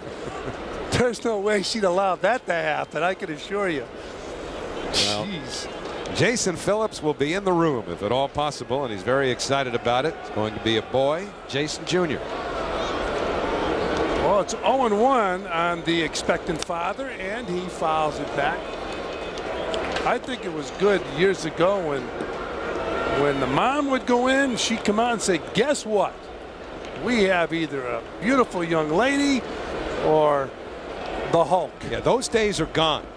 And it's not like Ricky Ricardo hustling in from the Tropicana Club, you know. Well, Met management would encourage the players. I remember that 15 years ago. They encouraged the players to enjoy that moment. Just like Jason Phillips will enjoy this if the run scores and Duncan scores. So Jason Phillips continues to hit the baseball. That's now an 11-game hitting streak. much to the chagrin and frustration of Vazquez. But Duncan finding a way to get hit by a pitch leads to a Jason Phillips RBI single. Phillips' 29th RBI of the year, just beyond the reach of Cabrera. And Calloway's throw to the plate cut off in hopes that Phillips might go too far around first, but the father-to-be pumps his fist in celebration of another run batted in, and the Mets now have it down to 5-2 Montreal. So the Mets are playing some golf right now. They're chipping away. 2 outs. Cliff Floyd takes the ball. 2 outs. Jeff Duncan running on contact, and no problem as the throw is cut off.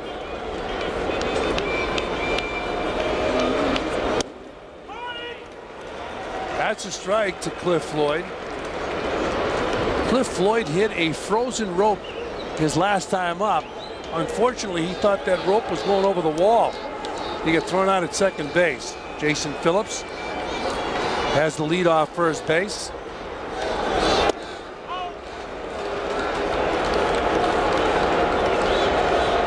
This is Floyd last time up. Now, either he admired it or he just can't accelerate because of those bad wheels. And when you look at it again, you just, when you watch him carefully coming out of the box, he just can't get it going. He hits this ball. This is a Dave Kingman type pop-up. That ball was skied way up there. Obviously a foul ball, not a play. It just takes him. It hit something. You can hear the reaction by the small crowd here. Well, those speakers, see, they hit speakers that are in foul territory. But they must be in play if the ball's caught. Yeah, but it goes, you know, that ball was well into the crowd. What if it ricochets? I guess Jason was asking for the ground rule. What if it ricochets and goes back in the fair territory? Then you got a pinball game. You know what, up here? I wouldn't be surprised. Those are foul balls. Throw it right by him. That'll do it for Cliff Floyd. They strand Phillips. It's 5-2. Expos, stay with us.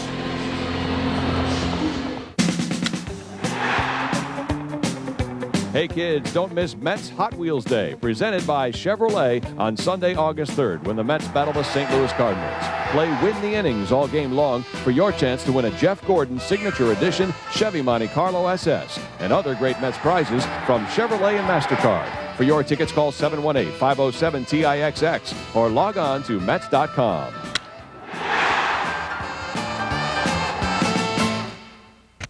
Got a right to protect his property and his life, and we ain't letting no rancher or his lawman take either.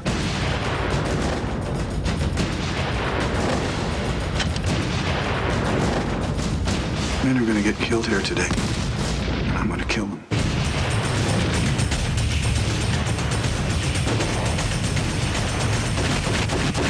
You the one killed our friend? That's right. Open Range, directed by Kevin Costner. Rated R. Starts August 15th. You're looking at the roof and the speakers here at the Big O. A ballpark that has taken a lot of abuse. And Pedro Feliciano is on in relief. Feliciano pitching to Chavez, who leads it off, and Chavez takes a strike. So it will be Indy Chavez. There he is. Rusty Staub running loose up here. Gee. Whoa. Timeout. I'm telling you. The only way to talk about your former partner and close personal friend. The only thing he doesn't have in his hand right there that makes him rusty, drumstick. I'm just kidding. Fouled off down left field line. We're going to see him on the road, I understand. Well, I guess now what Rusty does is he moves around Shea Stadium, and you know what? When you're up in those luxury suites, all you do is request the presence of Le Grand Orange. He puts down his costume and his drumstick, and you'll get the real McCoy in a lot of different areas of Shea Stadium. Rusty, I have nothing to do with this. He's used to the abuse. 1 ball and 2 strikes for Mets Inside Pitch this week. We have a feature on those 73 Mets. They were all in town last homestand. Tell you what, no one that I know of has done more or better work in the community than Rusty Staub has. Yeah, Rusty's always worked hard in the community, even as a player. Outside. And don't forget, speaking of some of those former Mets, Ron Swoboda will be signing autographs at FanFest this Saturday. And that's courtesy of Chase Alumni Association. Quite a program Chase puts on at Chase Stadium. They've been involved in that program for a number of years. Chavez hits a bullet, but right at Joe McEwing, one down. You know what Rusty was saying lately that I didn't know? He had actually been traded by the Mets the year before. He actually did leave the Mets once and for all back in the 1970s. Turns out that Rusty and M. Donald Grant, late chairman of the board, did not see eye to eye on certain things, and Grant authorized making a deal, and apparently the Mets had a deal worked out with the Phillies where Rusty was going to Philadelphia for Del Unser, who eventually came to the Mets anyway, and I think Mike Anderson, another outfielder. And the person who vetoed the deal was the owner, Mrs. Payson. Well, Mrs. Payson died that next winter, that next off season. And it was right after she passed away, just about 2 or 3 months after she died, that Rusty finally was traded when he went from the Mets to the Detroit Tigers for Mickey Lolich. Had some solid years in Detroit. Drove in 100 runs a couple of times, I believe, in Detroit as Vazquez swings through a fastball. So it's 1-2 on Vazquez. It's 5-2. We're in the 6th inning, bottom of the 6th inning. Montreal's on top of the Mets. Carroll waiting to hit against the southpaw. Feliciano looking in for signs.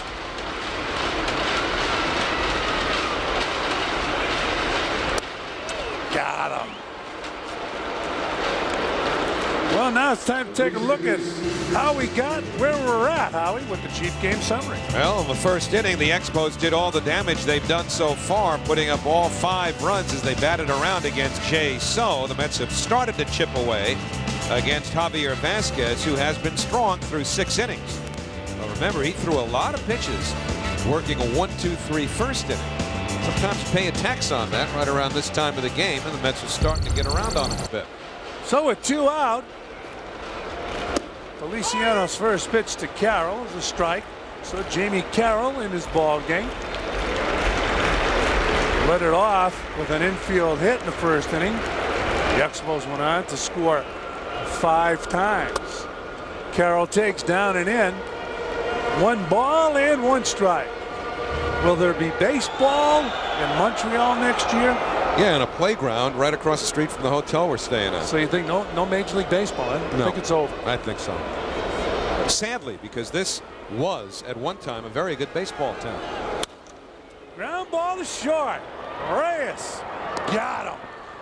That'll do it for Carroll. We played 6. La Grande Orange, his number's retired. That was before the drumsticks right there. Hi, everybody. I'm Al Troutwig. Tonight on Angles presented by Beck's, Jay Glazer joins us to tell us the story of an NFL player suspended for taking a substance he had no idea was in his protein shake. It's Angles presented by Beck's tonight at 10:30. Tomorrow night, MSG Network brings you the most celebrated soccer team in the world. Watch Manchester United kick off their U.S. tour against Celtic. That's tomorrow night at 8 on MSG. By the way, first time Manchester comes to the United States in over 20 years. As Ty Wigginton takes inside. Howie? All right, Big Shot. Now tell me the name of the song that Celtic United was mentioned in. A Rod Stewart song. He owned a part of a soccer team. I think he did. Well, I'm telling you the truth. I'm a big Rod Stewart fan. I'm working with you. 1-1 to Ty Wigginton, but he mentions Celtic United in a big song for him in the late 1970s. Maggie? No. Maggie May, to be exact, but you're wrong anyway. How about I could give you some other titles, but I don't want it. I think about it. Well, you got some help from the truck. Wigginton, Clark, and Gonzalez. Yeah. I could see Bill Webb just dancing up a storm down that truck, couldn't you? To some music. You're in my heart. That sound familiar? Yes, in my soul. That's right. Nice job. Well, that was the song that. Give me some more. Rod, no. Come on. No. There are ASCAP laws against that. 2 balls and 2 strikes now on Wigginton, who has struck out twice. Vazquez got him last time, reaching for a breaking ball that was way out of the strike zone. Mets tried to mount a comeback here. They were down 5-0 after 1. They've got it down to 5-2, and another breaking ball, and this one's pounded to third. Easy play for Guzman, and there's 1 away. For Wigginton, who had a couple of hits yesterday, 0 for 3 now in this game, and it brings up Tony Clark. You were talking earlier about when you play on this artificial turf, you get the true hop. Occasionally a ball will eat you up with a different type of spin off the bat. But if you're an infielder, you would rather play on the artificial turf if you're concerned about a fielding percentage, which is probably it's not probably, it is overrated, the fielding percentage. Tony Clark, the batter, waves at a breaking ball. No balls and 1 strike. Tony Clark, who has a lot of success coming off the bench, is getting a steady diet of off-speed pitches tonight. Here's a heater. Ran it inside on him to even the count 1-1. It always surprised me why a hitter wouldn't want to know where that catcher's going with his glove. You turn up the dial if he goes inside. Perfect pitch by Vazquez on the outside corner. All you need to do is hear the coach yell. If he yells Tony, it's an outside target. Now we'll see. They're going outside, yell Tony again. They pull the string. He threw a fastball with some mustard on it and then pulled the string with great ball movement. Hey, you saw Denny Walling, the hitting coach, mouth the words, good changeup. That's exactly what it was for the 9th strikeout. But this was set up by that fastball outside. Then he throw. Look at that ball. Look at the movement on that change. And look at the location. 2 out, nobody on. 9 strikeouts for Vazquez, who came into this game 3rd in the National League in strikeouts. And now it's Raul Gonzalez looking at a slider down and away for ball 1. Raul reached on an infield hit his last time up. Mets have 5 hits in this game. They have all been singles against Javier Vazquez. That's sliced the other way, a foul ball. So 1-1 on Gonzalez.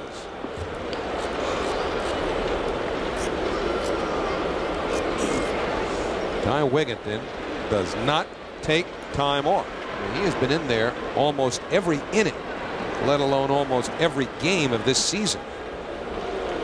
Just when you think his bat starts to wear down, he has a productive trip as he had coming into this game tonight. 2 hits yesterday, had been 9 for 24 before the 0 for 3. See Jeff Duncan there. He's got a chance to be a very popular player in New York. You know what makes you popular? Your bat, unless you're a pitcher.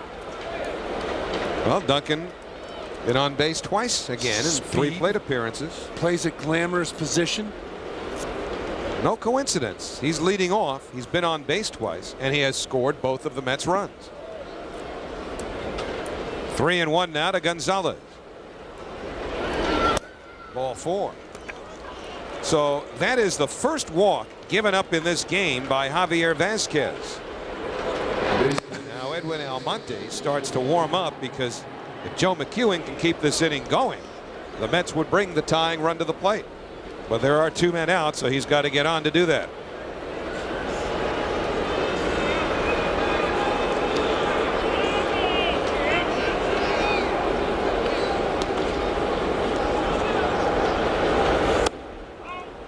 Off the outside corner, ball 1 to McEwen. Grounded out in the 3rd, grounded into a double play in the 5th. You're watching a guy who's in transition, trying to adjust the leg kick. Had some success in Philadelphia with it. In the air, short left, Calloway coming on, and that retires the side. No runs, a walk, 1 left. Gorgeous view of downtown Montreal as we stretch. So if it's blue, we're pregnant. Yeah. Here. No, you need to. I can't, honey. No, sir. Please, please. Really? Yes. Okay.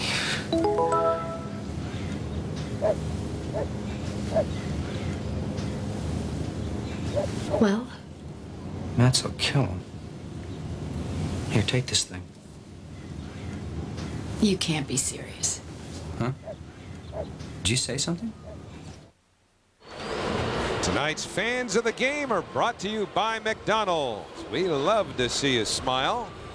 Always a good dose of Met fans up here in Montreal. Fellas even got an MSG Mets cap that was a giveaway recently at Shea. The batting practice caps that the Mets wear now. Those are nice caps.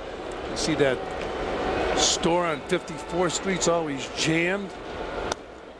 Edwards Guzman runs up to bunt, pulls it back, and takes a strike. When you start the home seventh. When Yes, you sir. were a kid growing up in New York, if they had those stores with Mets memorabilia, you would have been living in them. I had my mail sent there. Guzman, Cabrera, and Guerrero here in the Montreal seventh. Softly hit, and Feliciano just waits for Guzman, and that's the first out. Well, after the first inning, the Mets have been playing some good baseball. Even Jay So was able to adjust after the first inning. I thought for sure after he gave up 5 runs it would be chuck and duck tonight. I just felt that, you know, you lose your confidence, but he came back strong. And he really had to, the way the bullpen has been utilized over the last little while by Art Howe out of necessity. 4 hours and 1 minute, 6 pitchers yesterday, and 4 pitchers the day before, and kind of a revolving door through the bullpen. But Jay So wound up getting through 5, and now Feliciano has the first 4 batters that he's faced. You know, we talk about ability in the major leagues. Everybody in the major leagues has the ability. I think that the word confidence is extremely important, and also the ability to come back from failure. For example, if you're 0 for 3, not allow those 3 at-bats to affect you. You get your mind clear. And I don't think it's easy for a whole lot of guys. I think your superstars are able to do it. They're not bothered by their previous at-bat. Or as a pitcher, you're not bothered by that home run ball. And sometimes that works on the team level as well as the individual level, and we saw that from the Mets on Monday and Tuesday in Philadelphia. When you think back to what happened on Sunday in Atlanta when they lost a very, very difficult game. Yeah, giving up 8 runs in the 8th inning and blowing a 5-run lead. And then to go into Philadelphia and to beat the Phillies 2 straight after having a tough 4-game series in Atlanta, as you look at that last pitch. But that's the secret, I think, in looking at the real good players in the major leagues, how they get the negative out of their mind when they're about to perform. They don't let their last at-bat affect them.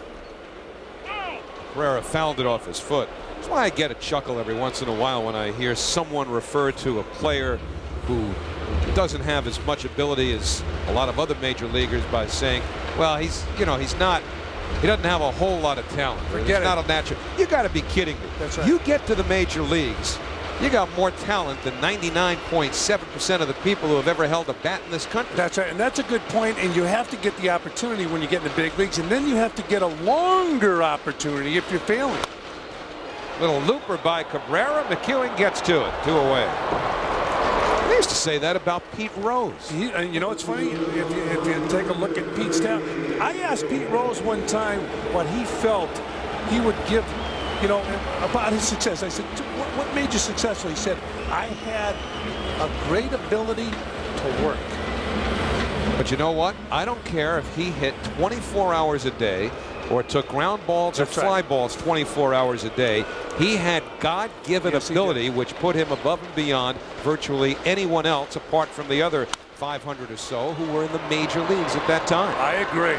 Guerrero's in that class too, but he grounds to short, and Pedro Feliciano's retired 6 in a row. We head to the 8th. Mets down by 3. We go to the 8th inning, and after Pedro Feliciano works 2 perfect innings in relief of Jay So, Jay Bell will hit for him here in the 8th against Javier Vazquez. 0-1 as Bell takes the sinker for a strike. So Jay in a pinch hitting role here. Who knows? Edwin Almonte throwing in the bullpen. Maybe one of Jay's last appearances as a Met, if you believe certain rumors you hear. Mets may make a move with teams interested in either Bell or Ray Sanchez. Perhaps the Mets looking to move Danny Garcia up to the major leagues before September 1st. Yeah, the Mets are very high on Danny Garcia, second baseman, as you look at the action in the bullpen. And Garcia's, they talk about him in the same tones as they used to talk about Wally Backman. Bell pops it up foul near the Mets bullpen. And that'll be out of play. So come on out to Shea Friday night and catch the action. The Cincinnati Reds will be in town. See Duncan and Reyes. There's Duncan. Got a hit in tonight's ball game. Reyes waiting at bat. So he'd be in the hole, as Red Barber used to say. Yes, the old redhead. So Jay Bell down on strikes. That's 10 strikeouts now for Vazquez. Why don't you enter the Mike's Hard Lemonade and MSG Network sweepstakes for a chance to win a Mike's Hard Lemonade barbecue grill and a suite for 10 at a Major League Baseball game on August 17th. Just send a postcard with your full name, address, date, time, phone number, and your date of birth to the address right there on the screen. Why don't you do it today? So here's Duncan. Been up 3 times, been on base twice. It's about how it's gone for him since coming up from Binghamton. Double-A. Warren Howe's loved what he's seen from Duncan in the leadoff spot. 1-1, and once again, you see that 61 on his back. It'll probably be down to number 12. Probably. Get off the high assuming number. Charlie's in a good mood by the time we get home to Shea. That won't happen.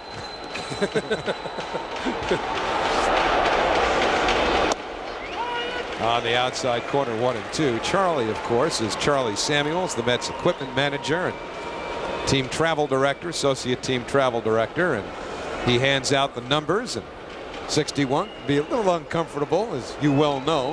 Hey, you stay off the high numbers. But he has a preference for the number 12. Right now, he's called out on strikes as he looks at a breaking ball. That pitch can be the great equalizer, huh? Oh, it really can. And you're starting to watch what happens. You collapse. Look at the hands collapse.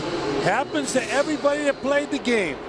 Your hands collapse. When your hands collapse, it's usually on a breaking ball.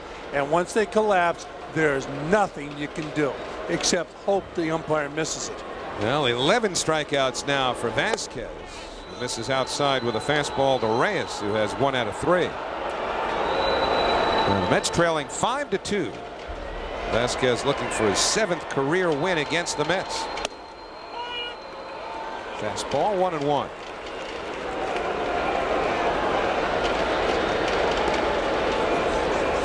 Jason Phillips waiting on deck.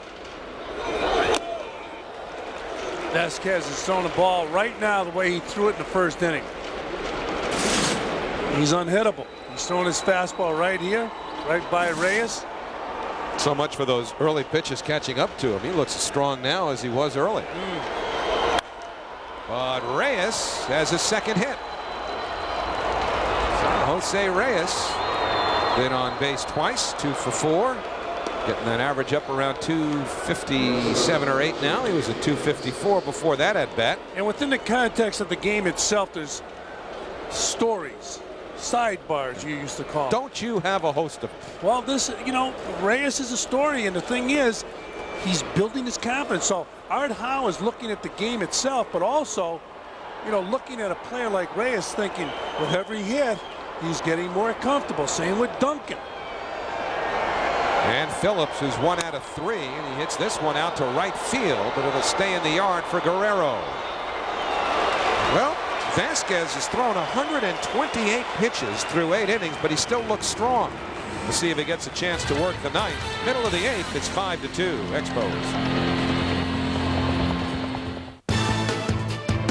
Hey kids, come spend your summer nights at Shea. Don't miss Tom Glavine Bobblehead Night on Saturday, July 26th. See the Mets battle the Cincinnati Reds at 7:10 p.m. The first 12,000 kids 12 and under will receive a Tom Glavine bobblehead, courtesy of State Farm Insurance. For your tickets, call 718-507-TIXX or log on to Mets.com.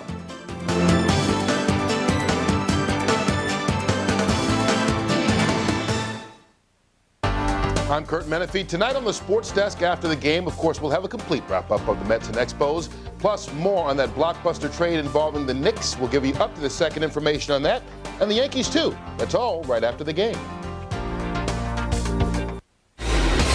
There is a pretty interesting edition of Angles coming up tonight at 10:30 on MSG, presented by Beck's Beer, all about health food supplements, and the National Football League, a pretty deep story about Kansas City Chiefs player who bought a supplement that he thought was legal, certainly seemed to be based on the ingredients on the box. But when he was tested, he was found to have had something illegal based on that supplement. So it's going to be a complicated issue, and they'll throw it around on Angles tonight at 10:30.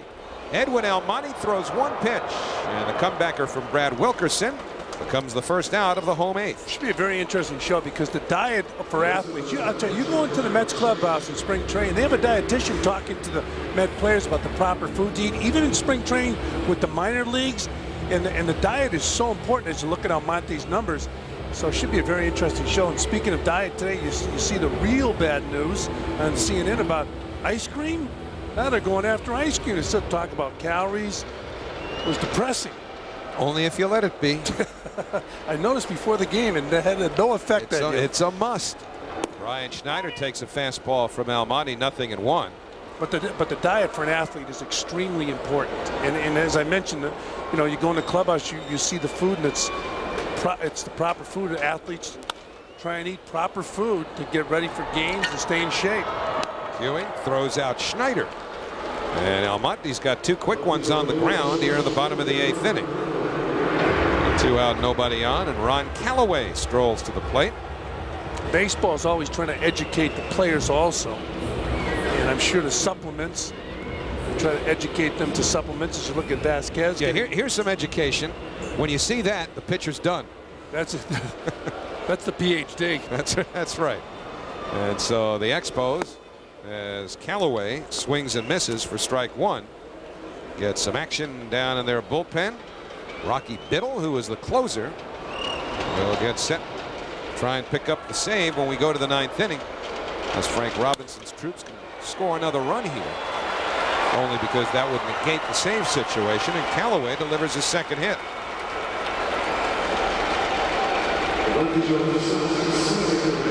So 2 out, 1 on for Endy Chavez.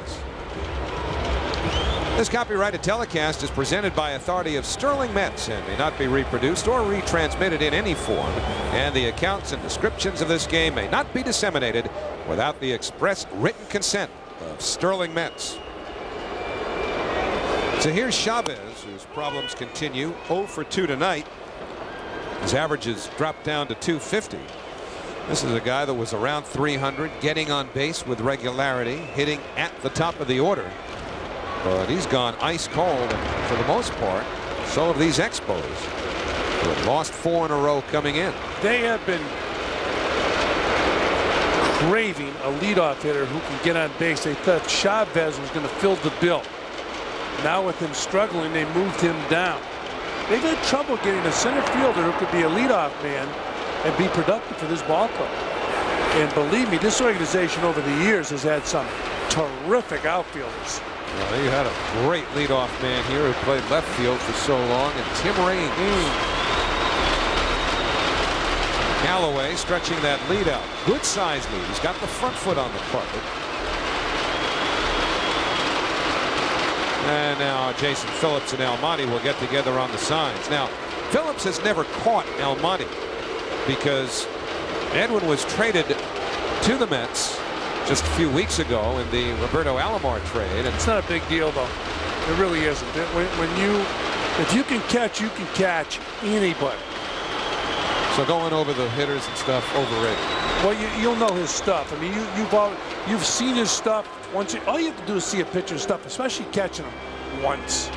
That's it, huh? Oh yeah, but on a given, the thing I get a kick out of a pitcher when he goes to the mound doesn't have the same stuff every time out. 1 ball, 2 strikes now to Chavez. You know, you set up your defense according to the stuff you figure he's always going to have. There's that nasty changeup. But the pitcher at times can go out there and he can have a fastball at 97 miles an hour, and the next time out it might be 93. Phillips keeps it in front of him, so that would mean your hands would be 4 miles per hour less sore. That's right. It should have no effect on your hands. You don't even need protection in your glove. If you catch that ball where you should catch it, it's right up towards the webbing. You're not going to bother your hand. Occasionally you get a little bit of a bone bruise, but no big deal. 2-2 with 2 outs. The runner goes, but he'll have to go back to the dugout and get his equipment. Well, somebody will bring it out for Calloway. Chavez is done. Last time up for the Mets. Hey kids, be a part of the team by joining the Mets Fan Club for Kids, presented by the Sports Authority and Newsday. To join, click on the fan club link at Mets.com and download an application. Rocky Biddle will look for his 23rd save. Cliff Floyd will try and start a comeback as we go to the 9th inning. It'll be Floyd, Wigginton, and Tony Clark due up against this right-hander who is now the closer for the Montreal Expos. And Floyd gets it started with a leadoff single. The Mets will need one more base runner to get the tying run to the plate here in the 9th inning. Tonight on MSG, get all the day's news, scores, and highlights on MSG Sports Desk, presented by Toyota. We'll have all kinds of post-game reaction from Olympic Stadium and Mike Piazza's reaction to taking batting practice today. Spreewell not officially gone yet, which means Keith Van Horn is not officially a Knick yet. And is Big East football going to be a thing of the past as that league makes significant changes, not of its own doing? It's all coming up on the MSG Sports Desk. Wigginton hitless tonight.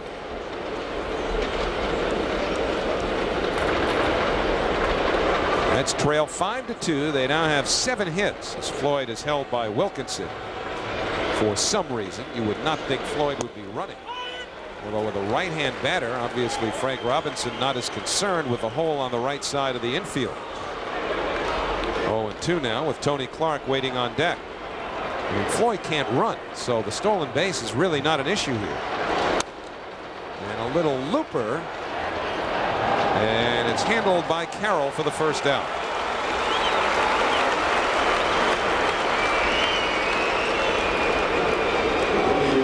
Mets will be back home Friday to take on the Cincinnati Reds. Have that for you on Fox Sports Net, beginning with Geico Mets on deck at 6:30. And then the Mets and the Reds at 7 Friday night on Fox Sports Net. Tony Clark has struck out 3 times in this game. Frank Robinson wants to keep that double play in order, although he does not have Wilkerson holding in 100% fashion against Floyd. He comes off the bag early. Vazquez pitched Tony Clark very well in his ball game. Made some real nasty pitches. Double play ball. Cabrera takes it himself for 1 and on to first for the game-ending double play. So Rocky Biddle gets his 23rd save. Frank Robinson and the Expos end a 4-game losing streak. And the Mets have been beaten by the Expos 5-2 as Montreal does all of its damage in the very first inning. Very first inning, they scored 5 runs off Jay So. They impressed Frank Robinson. So after that long yawn prior to the game, Frank Robinson's team beats the Mets 5-2. They get timely hitting in the first inning and superb pitching from Vazquez.